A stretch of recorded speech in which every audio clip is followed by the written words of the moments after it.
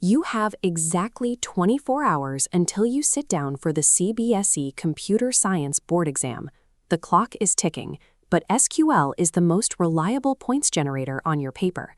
The theory paper is a strict 70 marks divided across 37 questions.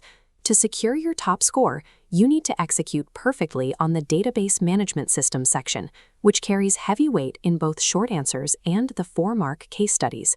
I am going to walk you through the structural blueprint of SQL.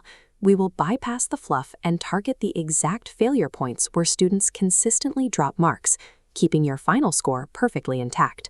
Step 1 is securing your baseline habits. The board marking scheme requires strict syntax formatting. You need to write your SQL keywords in uppercase letters and conclude every single query with a terminal semicolon. SQL operates on rigid logic. If you memorize the syntax rules, there are no surprises on test day. Precision here directly translates to full marks. Think of a database exactly like a skyscraper. There is a clear difference between constructing the steel skeleton of the building and moving furniture into the apartments. The steel skeleton is built using Data Definition Language, or DDL. These are the architect's tools. Commands like create, alter, and drop actually build, modify, or destroy the tables themselves. By contrast, the furniture represents Data Manipulation Language, or DML. These are the resident's tools. Commands like insert, update, and delete only change the records inside the table, leaving the main structure completely untouched. Examiners test this distinction constantly. When asked to define the difference between DDL and DML on your exam, explicitly state that DDL commands affect the table's structure, while DML commands strictly alter the data rows inside. Once your data is safely inside the table, you use the select command. Select is the primary lens that allows you to view and retrieve your database intelligence without changing the underlying information. Identifying whether a board question is asking you to alter the building's skeleton or just move the furniture prevents you from using the wrong command in the critical case study questions. When you use select, you rarely want to see every single record at once. To isolate specific intelligence, you apply the where clause.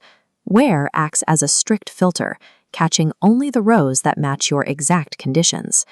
Inside that where clause, you set your criteria using arithmetic and comparison operators.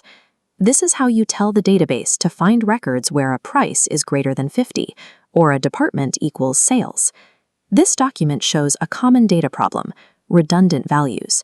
To eliminate the repeating city names and generate a clean output, you wrap the column name in the distinct command. Once you filter the data, you sequence it using the order by clause. If you do not specify a direction, SQL defaults to ascending order. To reverse it, you must type the DESC keyword for descending. For text fields, you apply pattern matching using the like operator and its 2 wildcards. A wildcard is a symbol that stands in for unknown characters. The percent sign matches any string of characters, while an underscore matches exactly one single character.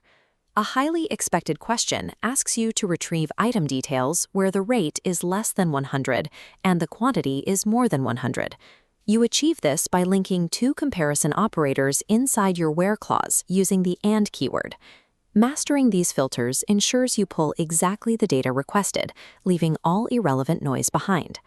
This sequence illustrates data condensing into a single summary total. SQL performs this exact calculation across multiple rows using 5 core aggregate functions: sum, average, count, max, and min.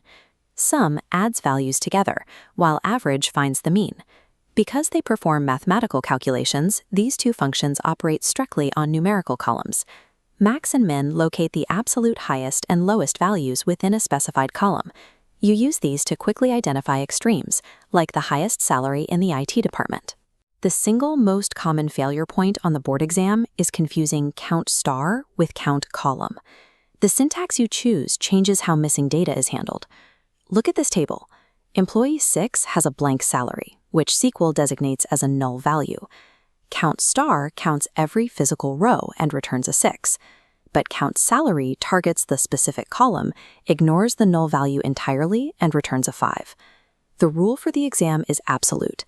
If the question asks for the total number of records in a table, always use the asterisk.